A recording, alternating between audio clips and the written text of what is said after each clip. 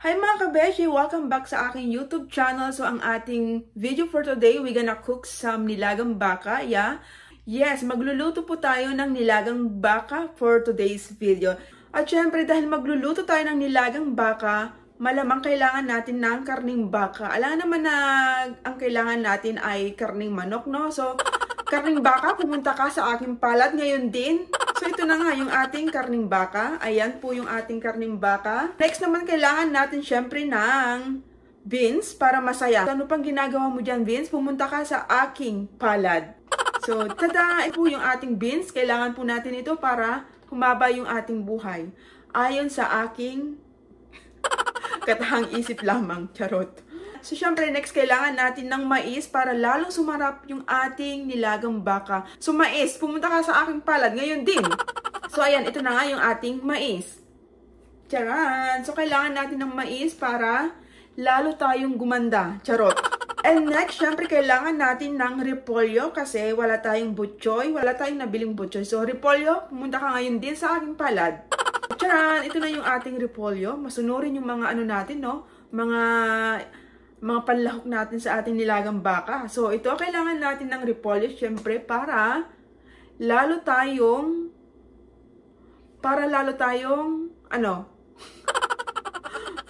tayong fresh lagi. Nakaka-fresh po ito sa ating buhay. So, dapat kailangan natin ng repolyo sa ating nilagang baka. Syempre, kailangan din natin ng patatas. Patatas, pumunta ka sa aking palad ngayon din. Ito na po yung ating patatas. Ayan po. Isang patatas lang po ang ating ilalahok kasi malaki na po iyan. And then, syempre, sibuyas. Kailangan natin ng sibuyas. Sibuyas, pumunta ka sa aking palad ngayon din. Tada!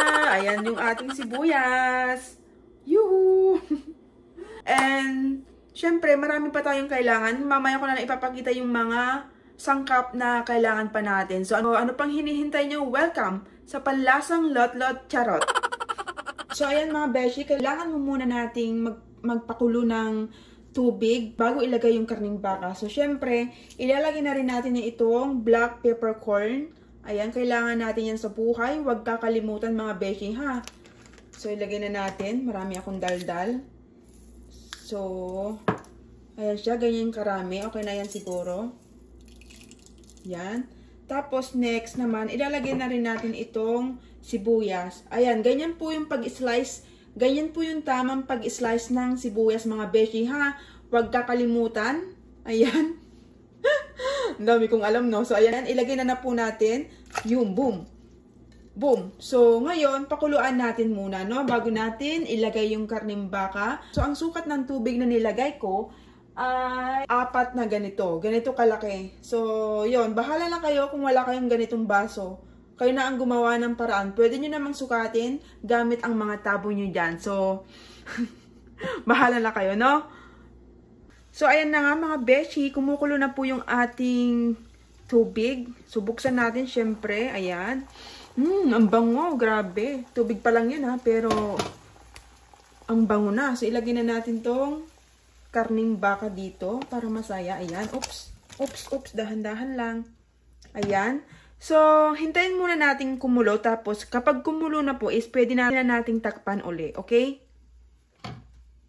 So, ayan mga beshi. Kumukulo na po yung tubig. So, ngayon naman mga beshi, yun na nga, kumulo na yung tubig ng karning baka. So, ngayon, ang gagawin natin is pakuluan natin siya at least 2 oras hanggang lumambot yung karne. Okay? So, kapag hindi pa siya malambot, pwede naman kayong magdagdag ng oras para lumambot yung ating baka. Kasi naman, pangit naman kung hindi natin palambutin yung baka, baka yung kasama nating kakain ay walang ngipin. Dapat palambutin natin siya ng maigi, no? So, para lalang sumarap yung ating nilagang baka. Intendes? Naintindihan nyo ba yung aking sinabi dito? Baka naman daldal ako ng daldal dito is hindi kayo nakikinig. Dapat, kung ano yung sinasabi ko dito, pakinggan yung mabuti, no?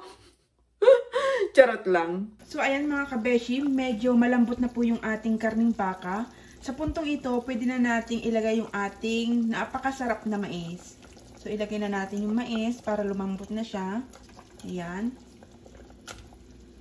Ayan. Tapos, syempre, takpan natin siya ulit, mga beshi. Hindi siya pwedeng hindi tatakpan kasi baka lumundag yung baka natin. Charot lang. Ituloy lang nating pakuluin yung ating nilagang baka hanggang sa lumambot yung mais, okay? At this point, we're gonna add the potatoes, mga kabeshi. Ayan. So, ilagay natin ng dahan-dahan with pagmamahal para larong sumalap yung ating nilagang baka. So, ayan. Alam nyo ba mga kabeshi na madali lang lumambot yung aking baka na nabili? So, hindi ko alam kung bakit madali lang lumambot yung ating baka, no? Kakaiba yung baka natin. Madali lang lumambot. So, ayan, parang nakulangan ako ng tubig. Dadagdagan ulit natin ng isang basong tubig. Ilagay natin yung isang basong tubig para lumango yung ating baka dyan. Ayan, okay na yan. So, lutuin natin yung patatas at least 5 minutes. Okay, let's cook the patatas. At least 5 minutes nga, mga kabeshi, paulit-ulit. Siyempre, takpan natin ulit para hindi lumundag yung baka. Ayan. So, dyan muna kayo. So, ayan mga kabeshi, baka na-miss nyo ako, kaya magpapakita ko sa inyo, no? Charot. So, ngayon, sa puntong ito, lalagyan na natin siya ng asin. So, ito yung asin natin. Ang English ng asin, ang English ng asin ay salt. So, let's add some salt. Ayan. Tara. Lagyan na natin. So, ngayon naman mga kabeshi, kung mayroon kayong mga magic sarap dyan, pwede natin siyang lagyan ng magic sarap para lalong sumarap yung ating nilagang baka. Ayan, baliktad pa. So, ayan yung ating magic sarap. So, magic sarap, baka naman. Charot lang. So, ilalagyan na natin, no? Ang dami kong daldal, no? Ganun talaga.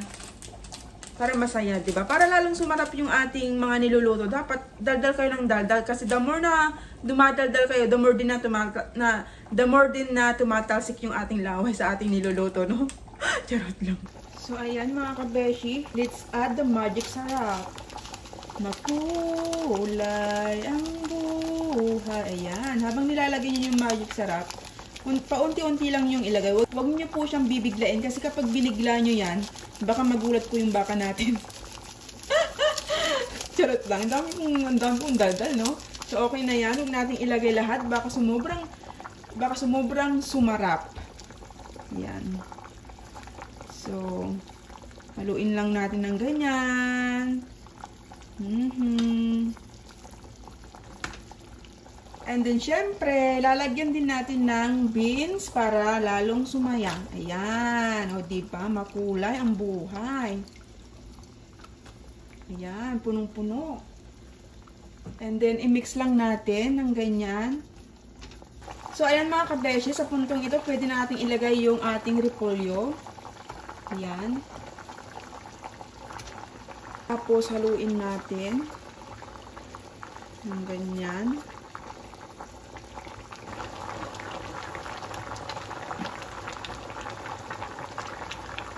So, lagyan natin ng konting red pepper.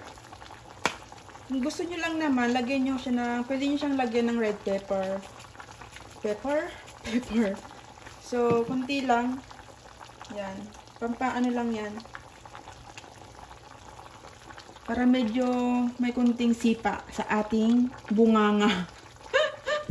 May konting sipa sa bunganga. So, ayan.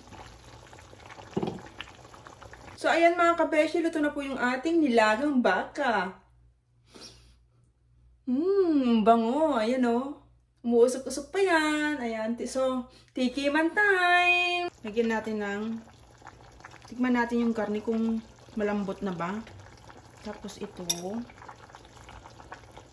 Tapos yung beans. Tapos yung patatas. Sabaw. Yan. Yan. Tikman natin yung karning baka kung lumambot ba siya ng bahagya. So, 1, 2, 3. Let's bite.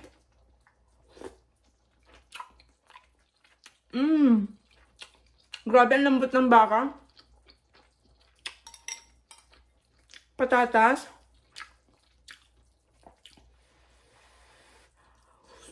Ang sarap.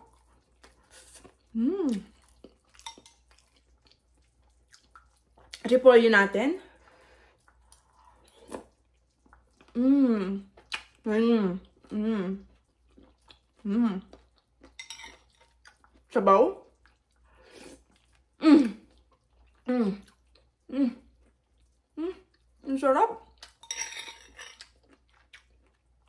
Yung ating beans. Si Kuya Beans. Mmm. Ang sarap. Mga kabesyo, tapos na tayong nagluto. Thanks for watching. Bye! Happy eating! Mwah!